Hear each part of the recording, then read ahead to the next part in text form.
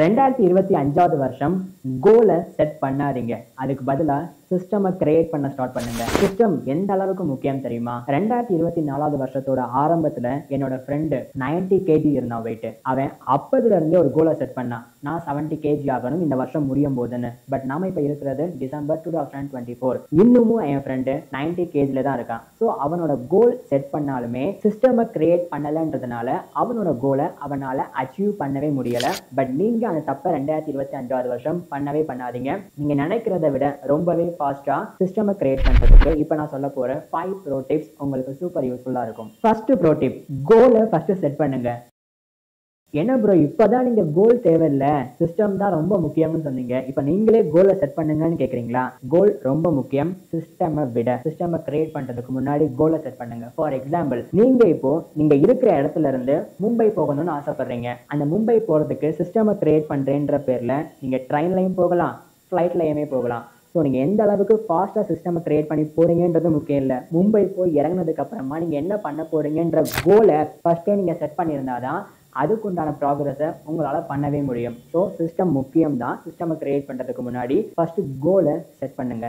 ரெண்டாவது bro tip, நீங்க சிஸ்டமை கிரியேட் பண்றதுக்கு முன்னாடி உங்களுக்கு தேவையான ஸ்ட்ராட்டஜியை பில்ட் பண்ணுங்க. உங்க எல்லாருக்குமே தெரியும் ஸ்ட்ராட்டஜி தான் பில்ட் பண்ணணும்னு. ஆனா அதை எப்படி பில்ட் பண்ணணும் தான் இந்த இருக்கிற பாதி பேருக்கு தெரியல. அதை எப்படி பில்ட் பண்றது நான் 2 ஸ்டெப்ல சொல்றேன். ஃபர்ஸ்ட், உங்களுக்கு பாஸ்ட்ல என்ன ஒர்க் ஆயிருக்குன்றத பாருங்க. ரெண்டாவது, உங்களுடைய நீட்ஸ்ல இருக்கிற மற்றவங்களுக்கு என்ன பாஸ்ட்ல ஒர்க் ஆயிருக்குன்றத பாருங்க. ஃபார் எக்ஸாம்பிள், நீங்க ஆன்லைன்ல பிசினஸ் பண்றீங்க. உங்களுக்கு ஃபேஸ்புக் ஆட், கூகுள் ஆட்ஸ் மூலியமா நிறைய கஸ்டமர்ஸ் கிடைக்கிறாங்கன்னா உங்களுக்கு பாஸ்ட்ல ஒர்க் ஆன இந்த 2 விஷயத்த ஒரு பக்கம் வச்சுக்கோங்க. இன்னொரு பக்கம் உங்களுடைய காம்படிட்டருக்கு என்ன விஷயம் ஒர்க் ஆகுதோ அதையுமே நீங்க இன்னொரு 50% சேர்த்து இந்த ரெண்டையும் மர்ஜ் பண்ணீங்கன்னா அதுதான் உங்களுக்கு உண்டான ஸ்ட்ராட்டஜி. மூணாவது pro tip, create one time action. நீங்க உங்க பிசினஸ்ல உங்க கோல் அச்சீவ் பண்ணணும்னா ஒரு ப்ராப்ளத்தை சால்வ் பண்றது பெரிய விஷயமே இல்லை. அந்த ப்ராப்ளத்தை நீங்க சால்வ் பண்ணா அதுல இருந்து லைஃப் டைம் உங்களுக்கு ஏர்னிங்ஸ் வந்துகிட்டே இருந்தா அதுதான் பெரிய விஷயம். அந்த மாதிரி ஒன் டைம் ஆக்ஷனபிள் ப்ராப்ளமை எப்படி சால்வ் பண்றது? ஃபார் எக்ஸாம்பிள், நீங்க பிசினஸ் பண்றீங்கன்னா உங்களுக்கு தேவையான கஸ்டமர்ஸ் என்னதான் மார்க்கெட்டிங் பண்ணாலுமே கிடைக்க மாட்டாங்கன்னா நீங்க ஒரு பவர்ஃபுல்லான மார்க்கெட்டிங் ஏஜென்சி டீமை கன்சிடர் பண்ணி அவங்கள ஹையர் பண்ணிக்கலாம். ஸோ உங்க ப்ராப்ளம் கஸ்டமர் வரலன்றது அதை சால்வ் பண்றதுக்கு ஒரு டீமையே நீங்க ஹையர் பண்ணிட்டீங்கன்னா அதை நீங்க ஒன் டைம் தான் அந்த ப்ராப்ளமை சால்வ் பண்றீங்க. ஆனா அந்த மார்க்கெட்டிங் டீம் கரெக்டா கஸ்டமர்ஸ் உங்ககிட்ட கொண்டு வர ஆரம்பிச்சிட்டாங்கன்னா அது மூலியமா உங்களுக்கு லைஃப் டைம் ஏர்னிங்ஸ் கிடைக்கும். இல்ல நான் மார்க்கெட்டிங் டீமை ஹையர் பண்ணி கூட அவங்களால கஸ்டமர்ஸை கொண்டு வர முடியலைன்னா தப்பு உங்க மேல இல்ல, அந்த மார்க்கெட்டிங் டீமை மாத்துங்க.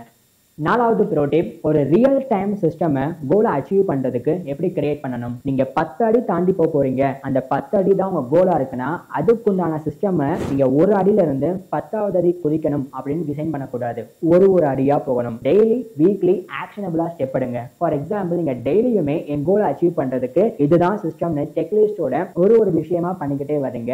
அது உங்க டெய்லி டாஸ்க்ல சூப்பரா ஒர்க் ஆகுதுன்னா அதே ஸ்ட்ராட்டஜி அதே சிஸ்டமை வீக்லியும் ட்ரை பண்ணுங்க. உங்க கோலை நீங்க ரீச் பண்றதுக்கு 100% கேரண்டி இந்த சிஸ்டம் உங்களுக்கு தரும். இதுதான் ரியல் சிஸ்டமே. அஞ்சாவது ப்ரோ டிப், நீங்க ஒரு ஆக்ஷன்ல ஃபர்ஸ்ட் கமிட் ஆகணும். நீங்க என்னதான் ஒரு கோலை அச்சீவ் பண்ணணும்னு ஸ்டெப் எடுத்தாலுமே அதை பிளான் பண்ணாத வரைக்கும் அந்த கோலை உங்களால ரீச்சே பண்ண முடியாது. ஸோ அந்த எப்படி பிளான் பண்றது? 10, 30, 100 ரூலை பயன்படுத்துங்க. ஒரு விஷயத்தை நீங்க கன்சிஸ்டன்டா சிஸ்டமேட்டிக்கா ஒரு 10 நாள் பண்றீங்கன்னா அந்த 10 நாள்ல உங்களுக்கு என்ன ரிசல்ட் கிடைச்சிருக்கு, இதை நம்ம அடுத்த 30 நாள் பண்ணலாமா, இல்ல இந்த 10 நாள்ல கிடைச்ச ரிசல்ட் புவரா இருக்குன்னு அந்த 10 நாள் ஸ்ட்ராட்டஜியே மாத்தலாமா அப்படின்னு ஃபர்ஸ்ட் நீங்க 10 டேஸ்ல ஒர்க் பண்ணணும். இதே விஷயத்தை நம்ம அடுத்த 365 டேஸ்க்கு பண்ணா நம்ம கோல்ல ரீச் ஆகுமா மாட்டோமான்றத அந்த 10 டேஸ்லயே கால்குலேட் பண்ணிட்டு ரிசல்ட் பெட்டரா இருந்தா மட்டும் அடுத்த 30 டேஸ்ல அதையே அப்படியே கண்டினியூ பண்ணுங்க. 100 டேஸ்க்கு கன்சிஸ்டன்டா பண்ணும்போது 80% ஆஃப் த கோலை